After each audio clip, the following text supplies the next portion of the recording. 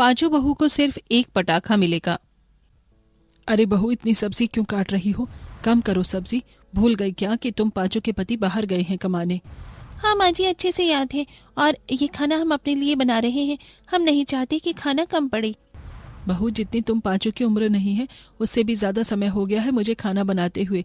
तुमसे ज्यादा अंदाजा है मुझे। शोभा खाना कम करवाकर वहां से चली जाती है। अपनी सास की कंजूसी देख पांचों बहुएं मुंह बनाते हुए एक दूसरे से कहती हैं, कंजूसी की हद होती है। बताओ, खाना कम करके चली गई, अगर खाना कम पड़ गया तो क्या ये आएंगी दोबारा बनाने?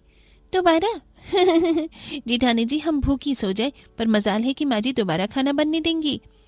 हम उनके बारे में ऐसी बातें नहीं करनी चाहिए। जैसी भी है तो हमारी सास ही। हाँ, पर क्या करें, माँ जी की कंजूसी की वजह से कई बार हमें अपना मन भी मारना पड़ता है।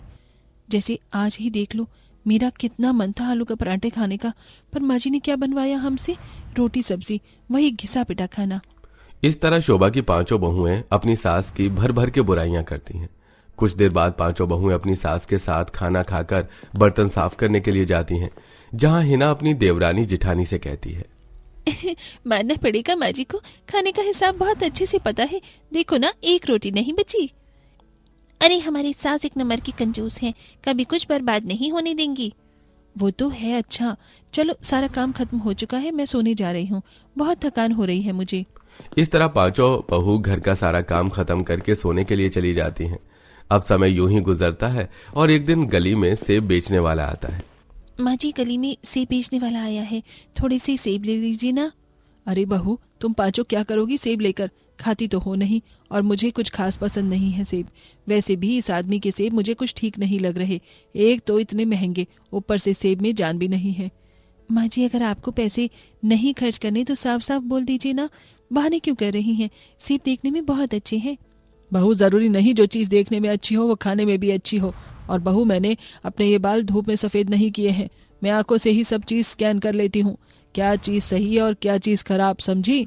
पांचों बहू शोभा से सेब लेने को कहती हैं और शोभा उनके लिए आधा किलो सेब भी नहीं लेती।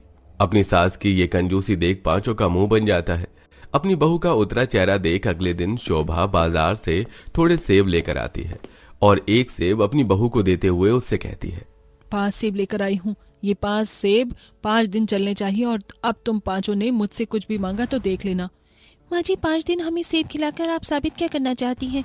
रहने देती ना, ये 5 सेब लाने की भी क्या जरूरत थी? अरे तुम पांचों भगवान को धन्यवाद करो कि तुम पांचों को मुझ जैसी सास मिली है। अगर कोई दूसरी सास मिली होती ना तो गर्भवती अवस्था में ये भी खाने को न मिलता। शोभा कंजूसी करके भी अपनी बहू को ही सुनाकर चली जाती है। अब इसी तरह से समय गुजरता है और देखते ही देखते दिवाली का दिन पास आने लगता है। माँ जी, कुछ दिनों बाद दिवाली आ रही है, इस बार प्लीज कोई कंजूसी मत करना। अब तो हम पांचों के पति भी काम कर रहे हैं और हम पांचों गर्भवती भी हैं, कम से कम अपनी गर्भवती बहू का दिल तो मत तोड़ना। बहू, ये तुम पांचों की गलतफहमी है कि मैं कंजूस हूँ। मैं कंजूस नहीं बल्कि हिसाब से चलने वाली इंसान हूँ। मैं तो कहती हूँ कि तुम पांचों भी मुझसे कुछ सीखो। और रही दिवाली की बात, तो क्या चाहिए तुम्हें दिवाली में, बताओ? अब माँ जी, जब आपने पूछ ही लिया है तो हम आपको बता देते हैं कि इस दिवाली मुझे नई महंगी वाली साड़ी चाहिए, उसके साथ चूड़ी चप्पल और मेकअप का सामान भी। बहू, मोहल्ले में मिठाई तो मैं बांटूंगी, तो देखा जाए तो चप्पल की जरूरत मुझे हुई ना। और जब मैं चप्पल नहीं ले रही तो तुम पांचों क्या करोगी चप्पल लेकर? तुम्हें तो घर में ही रहना है। हाँ तो माँ जी, आप क्या चाहती हैं, हर साल की तरह इस साल भी हम दिवाली में पुराने कपड़े पहने? बहू, मैंने कब कहा कि तुम पांचों इस बार दिवाली में पुराने कपड़े पहनना? अरे मैं लेकर जाऊंगी ना, तुम पांचों के लिए अपनी पसंद के कपड़े लेकर आऊंगी। दीदी, कई भैंस पानी में, मुझे नहीं लगता माँ जी 1 रुपए भी दिवाली में खर्च करने वाली हैं।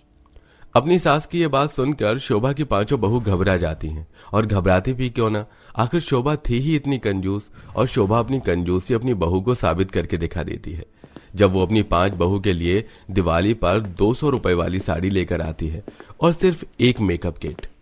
माँ जी, आपकी 5 बहू हैं और आप हमारे लिए सिर्फ एक मेकअप किट लेकर आई हैं। दिवाली में हम पांचों इस मेकअप किट से कैसे सजेंगे? अरे एक एक करके इस्तेमाल करना, और मेकअप किट ही तो है, एक है। साड़ी तो तुम पांचों की अलग अलग लाई हूँ, और तुम पांचों ताने तो मुझे ऐसे दे रही हो जैसे मैंने तुम्हें कुछ दिया ही नहीं।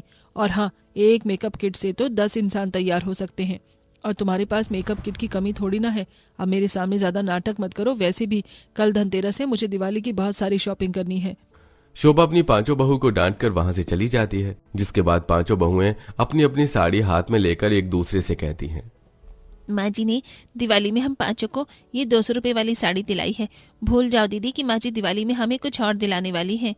अरे वो तो दिवाली की शॉपिंग भी अकेले करके आ जाएंगी और हमें पूछेंगी भी नहीं। इतनी भी बुरी नहीं है तुम्हारी सास। कल जब शॉपिंग करने जाऊं तो तुम पांचों भी चल लेना साथ में। इतना बोलकर एक बार फिर शोभा वहां से चली जाती है। अब धनतेरस वाले दिन शोभा अपनी 5 बहू के साथ दिवाली की शॉपिंग और धनतेरस के लिए सामान लेने के लिए घर से बाहर जाती हैं, जहां शोभा की बहू शोभा से कहती है, माँ जी अपने घर का फ्रिज खराब हो गया है, मैं तो कहती हूँ धनतेरस पर फ्रिज ही ले लो।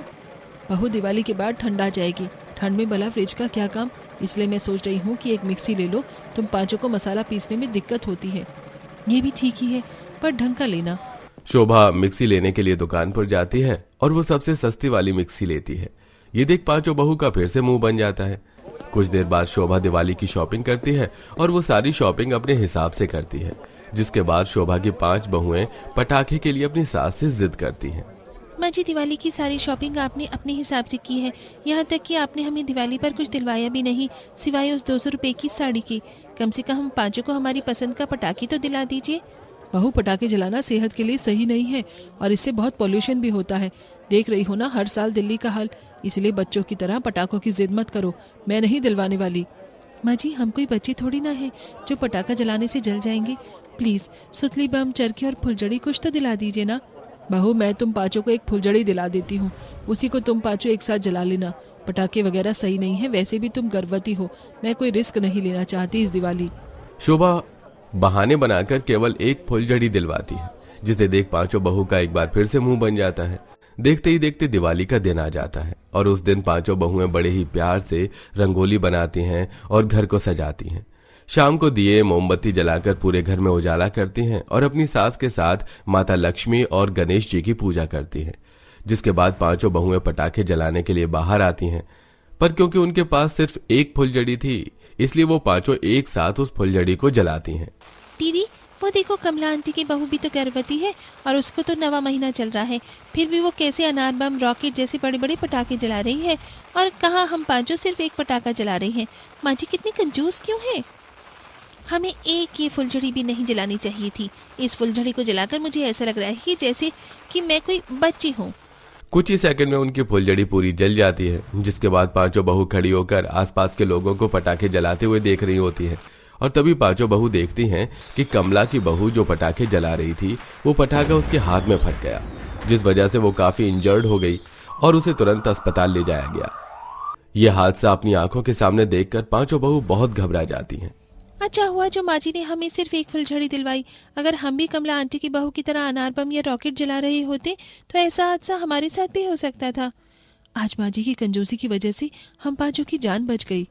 उस हादसे के बाद शोभा की पांचों बहू को समझ आ जाता है कि शोभा ने न सिर्फ कंजूसी के चलते बल्कि अपनी पांचों गर्भवती बहू का ख्याल रखते हुए भी उन्हें पटाखे नहीं दिलवाए थे, जिसके बाद वो पांचों कभी भी अपनी सास को उसकी कंजूसी के लिए ताने नहीं देती और पांचों सास बहू एक साथ बड़े ही प्यार से रहती हैं। वैसे दोस्तों आपका इसके बारे में क्या कहना है कि दिवाली पर पटाखे फोड़ने क्या ज्यादा जरूरी है? पटाखों के बगैर दिवाली नहीं मन सकती? कमेंट में अपनी राय देना ना भूलें।